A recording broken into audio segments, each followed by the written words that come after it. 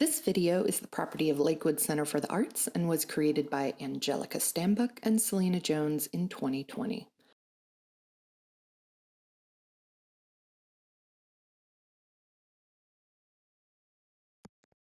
It is easier for all of us to understand and even manage our feelings much better if we have a way to express them. And talking about your emotions is the most common way of expressing them, and it certainly helps make your positive feelings like happiness, peace, and confidence more real, and your negative feelings like sadness, anger, and fear more manageable. However, there are many ways to express your feelings. Art, for instance, gives you a form of expression that you can use in a variety of ways and can take with you anywhere. A simple way of expressing your emotions through art is by using different colors. The color you pick to represent a particular feeling is unique to you, as it will vary from person to person and even from day to day for the same individual. So, what is your happy color today? What color or colors would you use to represent the way you are feeling right now? This is day 4 of a 5-day workshop called A Week of Color. Welcome to day 4, Continuous Line Drawing. Welcome back to another one of our workshops. As per usual, you're going to start this workshop with a piece of paper, and any kind will work. Be sure to choose your favorite coloring tools, and you can use multiple kinds of coloring tools if you'd like, or just one. And I typically like to use watercolors or oil pastels or crayons or colored pencils or markers. To begin this project, we're going to start by either using the 5 objects that you used yesterday, if you were able to keep them, or you can choose different objects. And to do this, you're going to start by looking around your living space, inside or out. And what you're looking for is any small objects the size of your open hand or smaller. And with the permission of the owner of those objects, go ahead and bring those 5 objects back to your workspace. Once you have those objects, go ahead and sit in front of your paper and arrange those objects directly behind your paper. And they can be arranged however you'd like. They can be on top of one another, next to one another.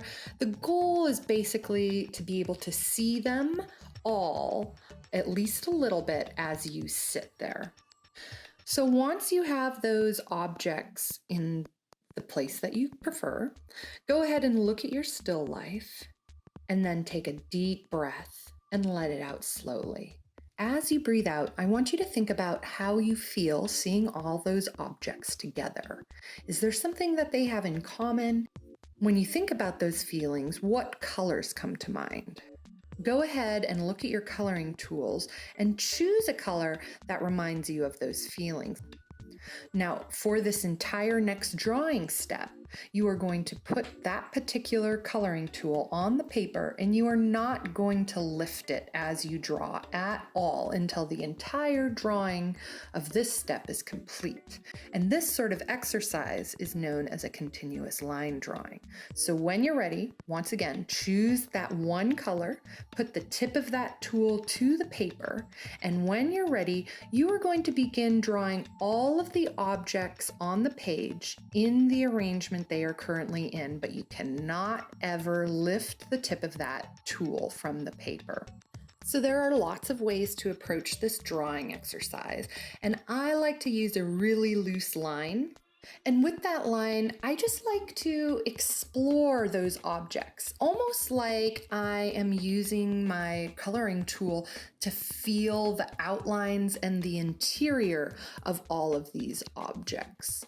So again, I'm not lifting my tool at all, and I'm just moving from one object to the next, getting the overall sense of this object. I'm not super concerned with getting a very realistic description of the objects on the paper. I'm getting a sense of them. Even my line is pretty playful, which is kind of how I view a lot of these objects.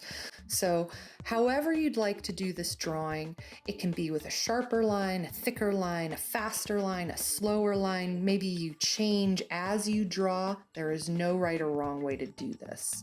After you've drawn all the objects, go ahead and look at your paper. I mean, wow. Is this anything like you expected to see? Because I'm always surprised by how these come out, and they're just so exciting to me because I often find very new forms or a really interesting kind of energy come out of the drawing that I just couldn't have predicted in the beginning. As you look at this drawing, I want you to count how many shapes you see that you've created with all the lines. And there are many in my drawing because that's kind of the style I used. How many do you have? Now you're going to find 5 shapes in your drawing. Choose one of those shapes and then choose one of the objects in front of you. Pick up that object and hold it in your hand. Notice the color of that object, how it feels. Is it soft? Is it hard? Is it smooth? Is it cold? Is it warm? Is it heavy or is it light? As you hold this object, go ahead and think about someone in your life. What is it about this particular object that may remind you of a particular person? How do you feel when you think about that person? So now we're going to choose a color in which to fill that shape you first chose. And you are going to choose a color that reminds you of that person. And it can be more than one color. I'm actually going to use 2. So I'm choosing one of the shapes that I created when I was describing that ball. And for this, I'm using a bright yellow pastel because I'm actually thinking of my dog. And he is very energetic and he's bold and he's not afraid to show all his emotions.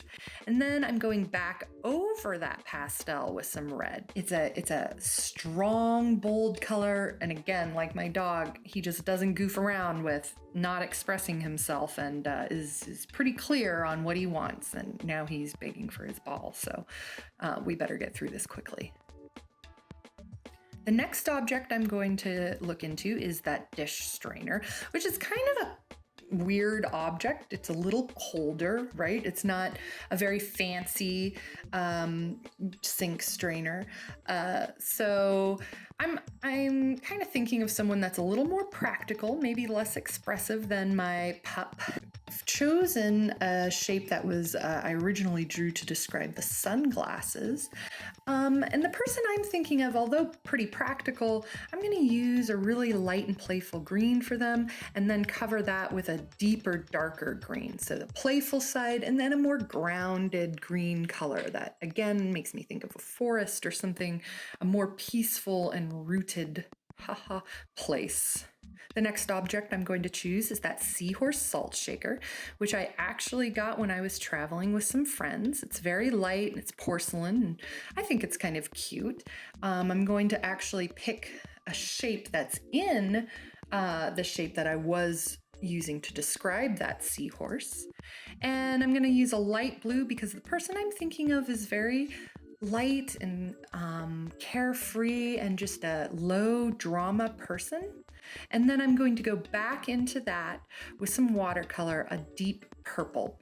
Purple I still associate with being a very friendly color, but it's darker and deeper and more settled. So although this person has a really light side, they also have this deeper seated, pleasant side too.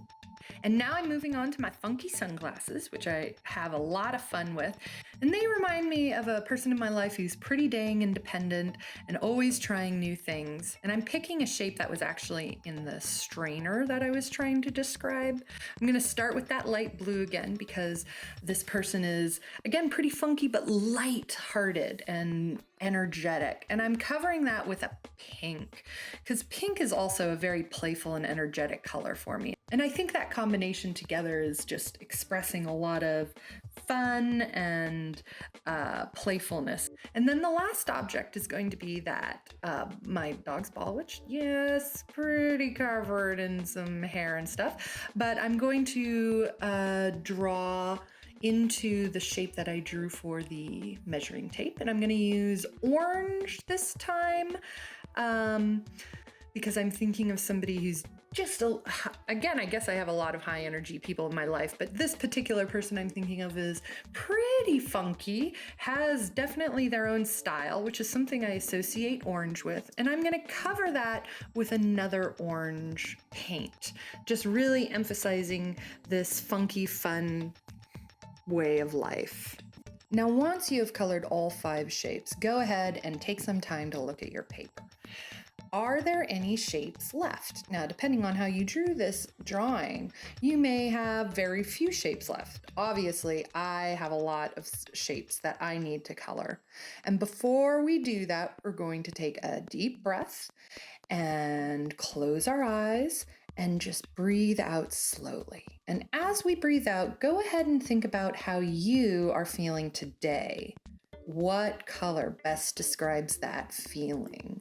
Are you feeling pretty good today? Are you feeling a little stressed? Are you feeling like you're looking forward to something, anticipating something? When you're ready, open your eyes, and in all the remaining shapes, you are going to color them with a single color that reminds you of those feelings you were just thinking about.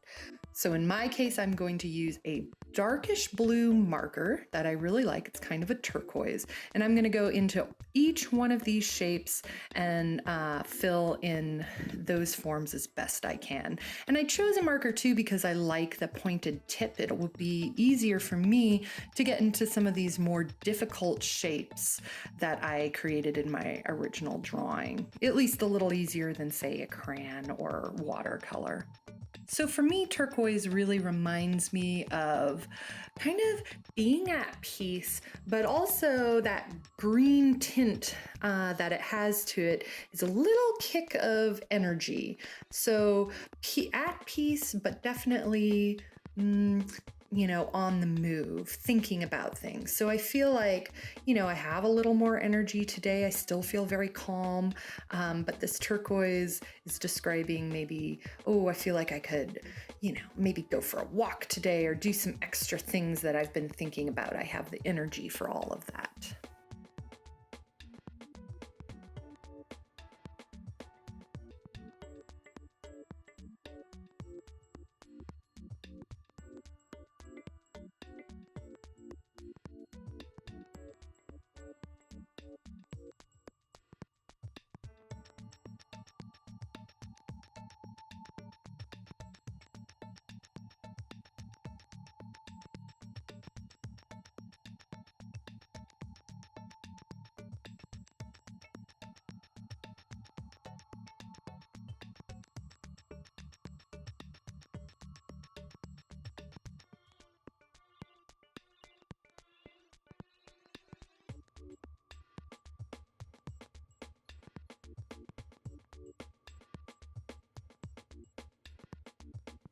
So once you have finished coloring in all those shapes, I want you to look at your paper once more and notice if there are any uncolored areas left on the paper. And as you can see on mine, I have a lot. So if you're like me and have a lot to color, go ahead and close your eyes, and you're going to take another deep breath and let it out slowly. As you breathe out, go ahead and think about a place that brought you a feeling of calm and comfort. Someplace that you would feel comfortable napping and relaxing in particular. When you think of that place, what colors do you picture when you imagine it? So when I think of a place, I'm like, oof, I think of a giant bed that's in a room with huge windows, and it's nice and sunny out, but there's like a tree so the sun isn't directly coming in, and I'm just napping on this bed, and my pup is there with me. He loves to sleep in big comfy beds too. For me, I see a lot of light, airy blue when I think of this place. So once you see that place in your mind, go ahead and open your eyes and choose those colors or color that you saw in that place. And you're going to use those colors to fill in the rest of the